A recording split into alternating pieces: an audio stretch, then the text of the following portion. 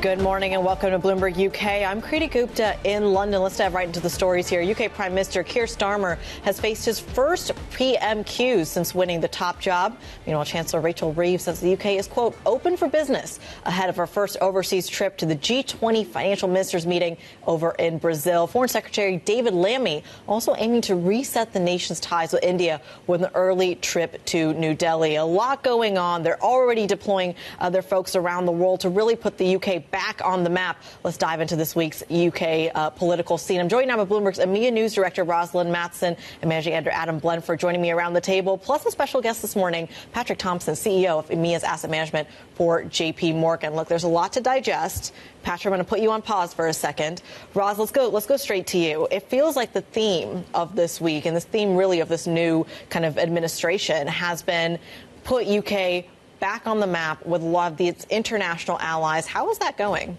Well, it's interesting to see it happen so quickly because for a couple of years what we had after Brexit was the idea UK was going to chart its own course in the world, separate from Europe, especially on foreign policy in particular, no longer be bound to having to automatically follow what other countries were doing. It didn't mean that there was a vastly different foreign policy, but certainly in trade policy, but certainly the idea that we were developing our own course here in the UK. And now what we're seeing is an effort to kind of not fully bind the UK back into the rest of the world in that fashion with Europe, but certainly make sure that the UK is having those conversations much more directly with Europe, the US, and also with Asia, a particularly important market for the UK when it comes to investment and trade, particularly, again, around opportunities in various sectors like defence and so on. So you've got the broad foreign policy alignment when it comes to things like the war in Ukraine and in Gaza, but also the business potential from knitting themselves much more closely again in with Europe and elsewhere when it comes to things like defence deals. You know, it's interesting, Adam, hop in here because Roz just hit the very defence story that I wanted to talk about.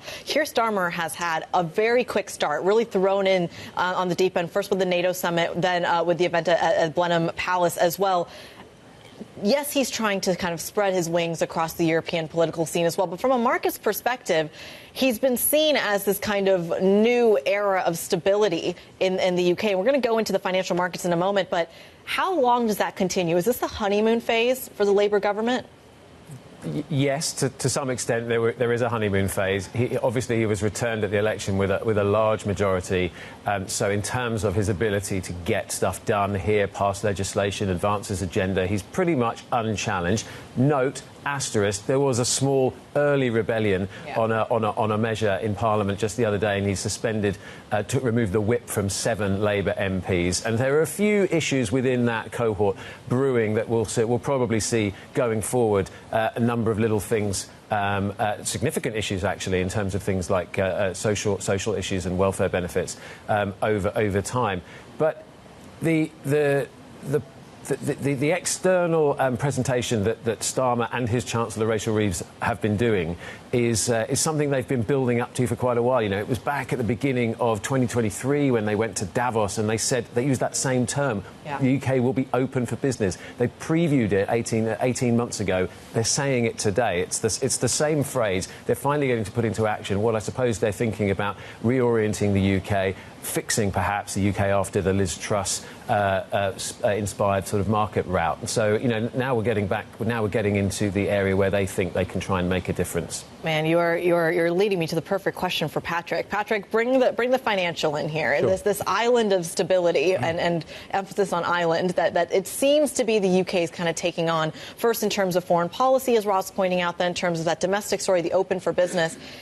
We're seeing cable at really strong levels. We're seeing the FTSE outperform some of the other European markets as well. Even the bond market in the UK is doing fairly well.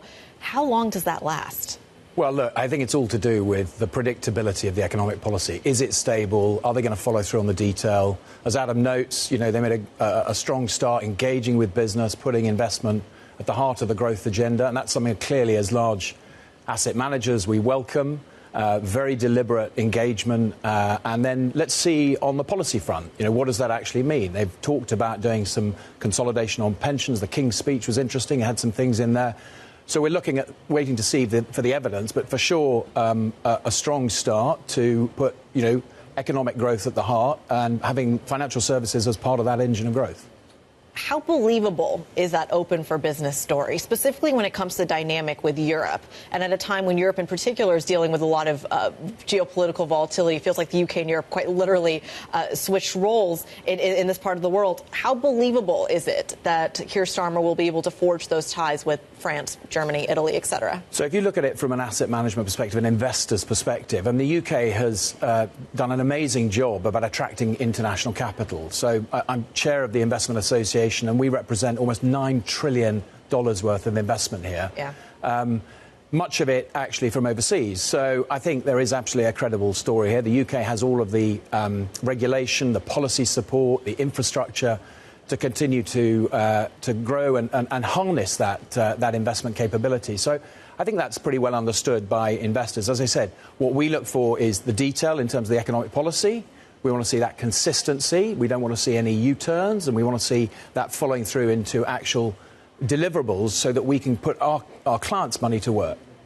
It's an interesting dynamic that you're then talking about when it comes to this investment story, and specifically a lot of it coming internationally. Adam, I want to bring you back into the conversation here because, yes, we're talking about these friendlier relations with Europe as well, but there seems to still be a fund flow question when it comes to London IPO markets, when it comes to exposure you want to the UK. How has Keir Starmer, how has Rachel Reeves in particular, tried to address that? She's attempting to, the government as a whole is attempting to focus, I think, as Patrick suggested there, putting growth at the heart of their agenda, and using tools and policies such as planning and renewable energy to stimulate investment, and also, as you mentioned, with pensions, attempting to kind of then stimulate the IPO market and inward investment there and stimulating UK domestic investments. So I see it's very early days. But we're also seeing this morning the government talking out publicly about their plans for GB Energy, attempting to kickstart investment there in that renewable phase. And some of the battles to come will be about planning, where a lot of the growth will be dependent on that housing boom that they're going to try and self-engineer. So there'll be a lot of opportunities for some of the companies in those sectors, and perhaps companies that we haven't heard of or thought of yet. Yeah, so a lot of focus on the spending, a lot of focus on, we keep hearing over and over again, the lack of fiscal headroom, and perhaps that being a reason for us. That's the domestic story. I want to talk about the international story as well, because Keir Starmer, started off the segment, he started off his time in office with this idea of the NATO summit, with this idea of sticking with that support to Ukraine. Take a listen to what he had to say.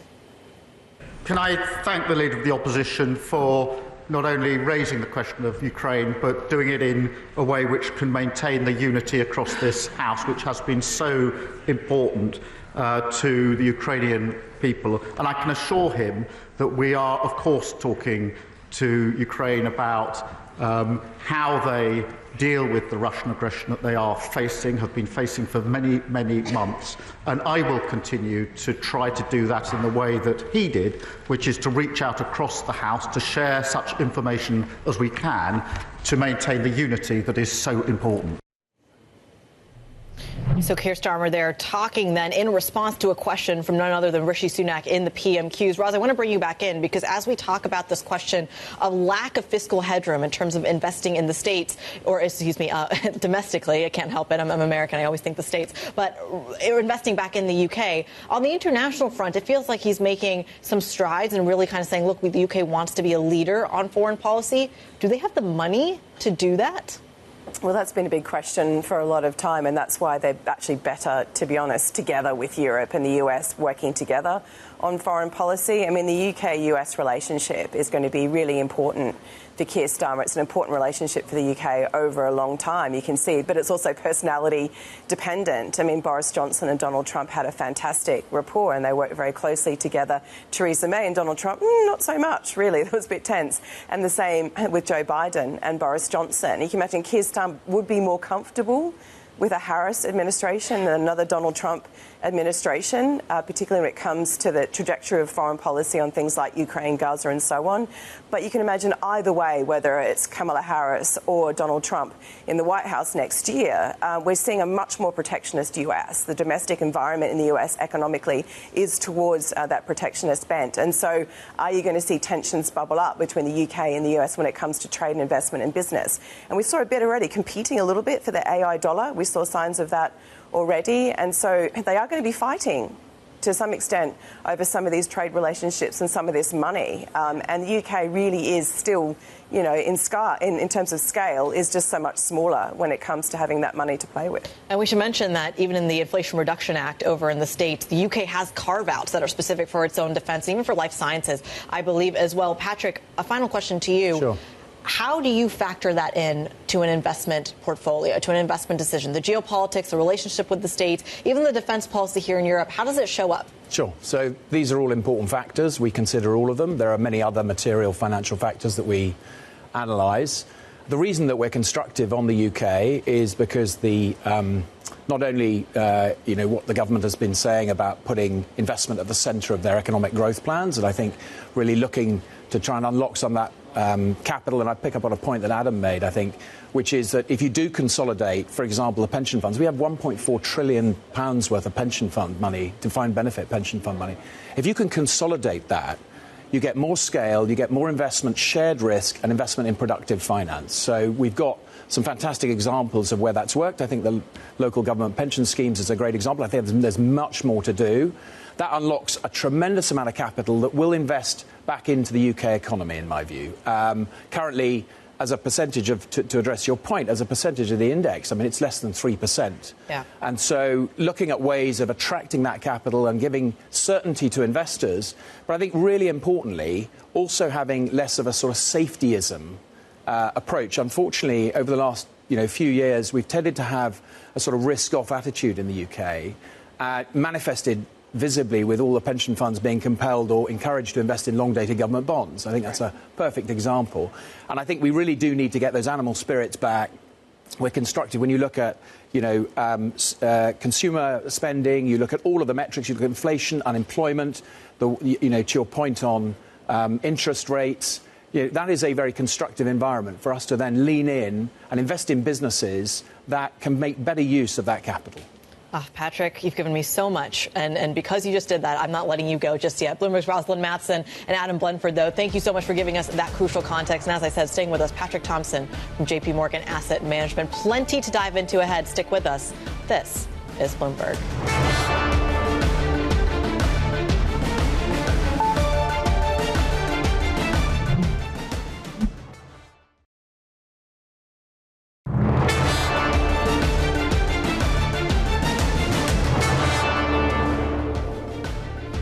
There is a lot of stability right now, it seems, at least in the UK. It's showing up in the markets where you continue to see this strength after strength show up in the pound. You have strength after strength show up, arguably, in other UK assets as well. Most recently retreating from that 130 level on cable. But I think that's crucial because you were still at 128. Given some of the weakness, some of the economic dynamics we have in this part of the world, to see strength like this in the pound, I think is pretty noteworthy. Still with us, Patrick Thomson, CEO of EMEA Asset Management for JPMorgan. Look, this is a really interesting dynamic that we're continuing to see. The reason for this outperformance in UK assets, and I'm going to take the FTSE 100 out of it for a second, just because we've seen a sell-off there lately, and I think some of that might be coming out of the States. But in the bond market, in the FX market, this outperformance is really tied, it seems, to this island of stability narrative. And yet, when you look at the equity side of the equation, time and time again, the risk-taking culture comes under intense scrutiny. What's the problem? What's getting in the way? So I think we've basically created a culture slightly of avoiding risk excessively. So what we like to call safetyism. And I think we've got to recognise that when you're investing in companies, we run $3 trillion. We are an active manager. We're investing in companies. Some companies may perform better than others, and that is all part of active risk management. And I think people in the UK have tended to shy away from that for understandable reasons. And I do think there is such a huge opportunity to re-engage with savers and customers. Don't forget, as asset managers, we manage 3/4 of the UK's retirement pot as an industry. And I just think it's really important for people to understand and recognise that investing in government bonds is going to lead to a very different outcome over the length of your retirement to investing in a mix of assets. When I started in the industry 25 years ago, the standard allocation for a pension fund was 60-40, 60 equities, 40 bonds. And of the 60 equities, maybe 2/3 would have been invested in the UK. Yeah. That's now shrunk to 3%. So we've got to address that and fix that. And I think there's a real opportunity to do that. Well, OK, so part of that conversation is the pension fund story. And I'm curious about why it's taken so long then to redeploy. So why is that simply a function of the performance of the equity market, which I should mention the FTSE 100 has far more international exposure than some of its counterparts around the world. Is that what's getting in the way? It's a mix of things. I mean, it's a little bit of a reaction to some problems and crises that we had, many years ago. It's a little bit of regulation. And I would point out, I think the regulators really understand this and have moved a long way to try to encourage more sensible and measured risk-taking. But it's also a virtue of the industry. So we have, we've got £1.4 trillion in defined benefit pension funds, but they're spread across so many smaller pots. Yeah. And fundamentally, our view is if you can consolidate those more effectively, and this is something that was highlighted in the King's speech, if you can effectively consolidate those, you get more risk sharing. If you look at Canada, for example, or Holland, now these are very different systems, and there's very different social contract with pension funds. But to the extent you can start to use scale to get better pricing and share those risks across many different pools, all things being equal, you generally get a better outcome for the retiree. So, OK, so when we're talking then about the way to make that happen for that, I feel like the vehicle that's being used to deploy is crucial here. Are we then talking about things like more financial innovation in this country around ETFs, around mutual funds, around that? Is that the way to maybe unlock some of that potential? So it's a combination of those things. But, certainly active ETFs, we believe, is going to be a thing very much driving innovation in this country. We have over 50% market share in that sector. 20 years late to that. We're very thoughtful in the UK about the way we embrace innovation.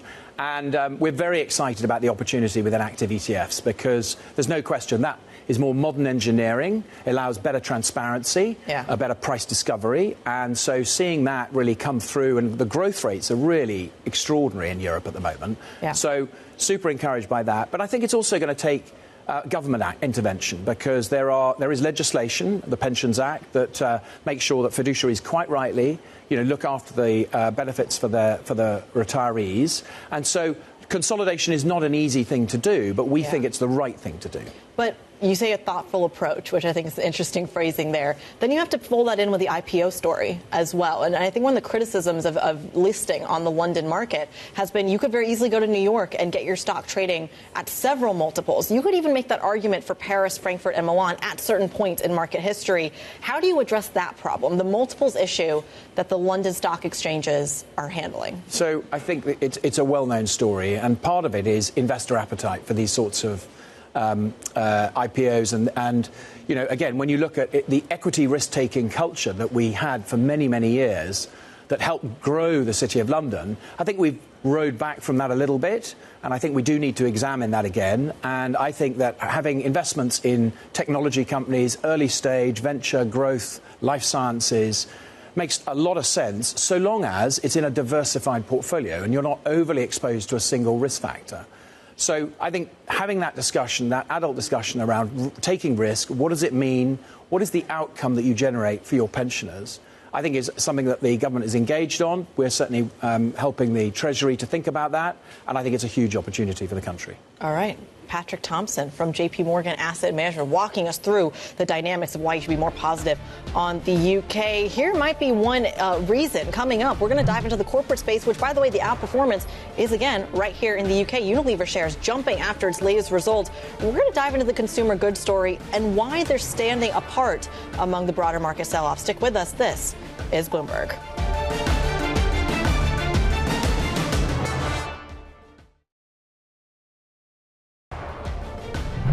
It's a fascinating time in European markets right now. You are seeing a sell-off across the board, but Unilever is higher by 5%. One of the only outperformers across Europe. Let's dive more into the details here. We've got Bloomberg's Morwena Kaniam and Dasha Afanasieva. Unilever coming in at the same time we got Nestle results as well. Two consumer companies, two different share reactions. Walk us through it. Both missed their sales guidance, their sales expectations for the market, but Nestle falls, Unilever rises. And for Unilever, I think that's because it's actually given an operating margin target, which it didn't have before. It's saying that profitability measure will be 18%, whereas before it said a slight improvement on 16.7. On top of that, it's pivoting more successfully into volume-led growth from pricing-led growth that characterized the whole sector last year. Meanwhile, Nestle has missed its quarterly sales figure and is saying things are going to speed up for the rest of the year. But it's a much more downbeat picture, really. It's an interesting one. Rowena, let's broaden that out for a second. We're talking about a consumer pricing versus volume story. But when you look at the broader earnings story in the UK, it feels like they're really taking more of their cue from the States. How are you thinking about the earnings picture? Yeah, well, it's interesting because actually, overall, we're seeing quite a decent set of results from FTSE 100 companies. Unilever, as you say, they did see some volume growth there and some improvement on pricing. We've also seen, pretty good results from AstraZeneca, who raised their guidance this morning based on demand for cancer drugs. There is a little bit of a mixed view there because it was expected that they'd do that, so people are being quite critical. But overall, the market is just generally struggling, and that's kind of due to the sell-off in the US and just a generally lackluster picture for equity markets, and that's really weighing on what would otherwise perhaps we'd be seeing more things in the green today. Yeah, it's an really interesting dynamic. You mentioned the kind of tailwind or lack thereof from the States as well, but this is perhaps where the FTSE 100 has that benefit, that it has less of that tech exposure. Certainly something we're going to be watching because it feels like the U.S. really contributes more to that risk sentiment story than anything else. Rowena Kaniam and Dasha Afanasieva, they're walking us through the earnings picture here in the UK. Unilever shares sail higher, but the broader indices across Europe and specifically in the UK still lower. We'll see if they rebound as those U.S. traders come online. Up next, Bloomberg Brief, Danny Berger and Manus Cranny setting you up in New York. Stick with us. This is Bloomberg.